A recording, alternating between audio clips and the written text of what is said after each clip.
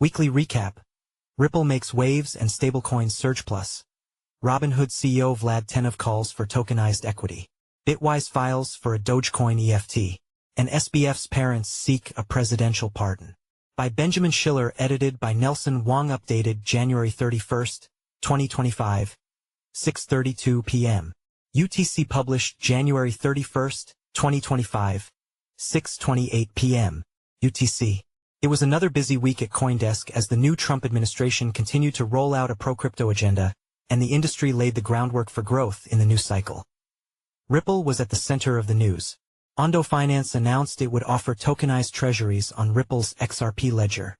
Chris Sandor reported. The San Francisco company also said XRP ledger would offer clawback features, enhancing liquidity for Ripple's dollar-pegged stablecoin Relust. Shoria Malva reported. Deribit CEO on crypto investor sentiment and volatility ahead. Keep watching next video in 1 second. More videos 0 seconds of 5 minutes. 11 seconds volume 0% press shift ? To access a list of keyboard shortcuts shortcuts enabled disabled shortcuts open, close / or play / PauseSPACEIncrease volume decrease volume seek forward seek backward captions on / OffcFullscreen / exit FullscreenfMute / UnmutemDecrease caption size increase caption size plus or equals seek %0-9.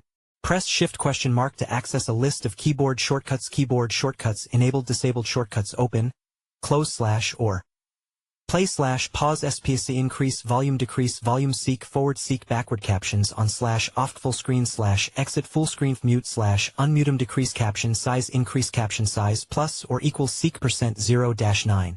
Press shift ? To access a list of keyboard shortcuts enabled disabled shortcuts open, close / or play / PauseSPACEIncrease volume decrease volume seek forward seek backward captions on / OffcFullscreen / exit FullscreenfMute / UnmutemDecrease caption size increase caption size plus or equals seek %0-9. Press shift ? To access a list of keyboard shortcuts enabled disabled shortcuts open, close / or play / PauseSPACEIncrease volume decrease volume seek forward seek backward captions on / OffcFullscreen / exit FullscreenfMute / UnmutemDecrease caption size increase caption size plus or equals seek %0-9.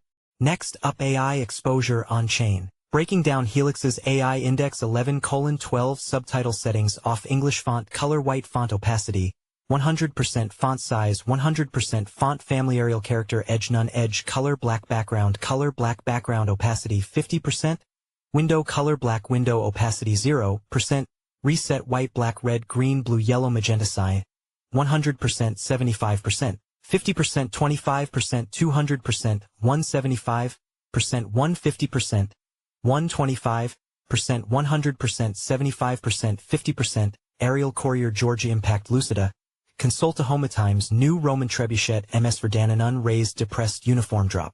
Shadow white black red green blue yellow magenta psi and white black red green blue yellow magenta psi and 100% 75% 50% 25% 0% white black red green blue yellow magenta psi 100% 75% 50% 25% 0% auto 270p1080 p720 p406 p270 p180p live 00:1904:5105:11. Meanwhile, CEO Brad Garlinghouse lobbied for XRP to be included in any national crypto reserve, riling Bitcoiners who say the reserve should be Bitcoin only. Omkar Godbole had that news, along with several incisive market analyses. His Daybook daily update is a must-read. In other protocol news, Cardano rolled out a hard fork, Plowman, enabling decentralized governance.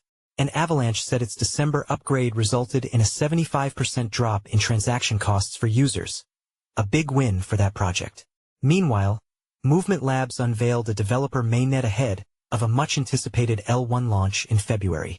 Stablecoins, the most traded form of crypto, surged past a $200 million market cap. And Tether, issuer of the leading stablecoin, USDT, announced that it made $13 billion in profit for 2024, a healthy stockpile for further investments, Sandor also reported. At the same time, Howard Lutnick, the administration's pick for Commerce Secretary, defended Cantor Fitzgerald's custodial relationship with Tether during a Senate hearing. MicroStrategy, which pioneered the idea of corporate Bitcoin treasuries, added further to its bags and outlined plans to raise more capital, James Van Straten reported. In ETFs, Bitwise won SEC approval for a combined Bitcoin Ether ETF and filed an application for a Dogecoin ETF, Helene Braun reported.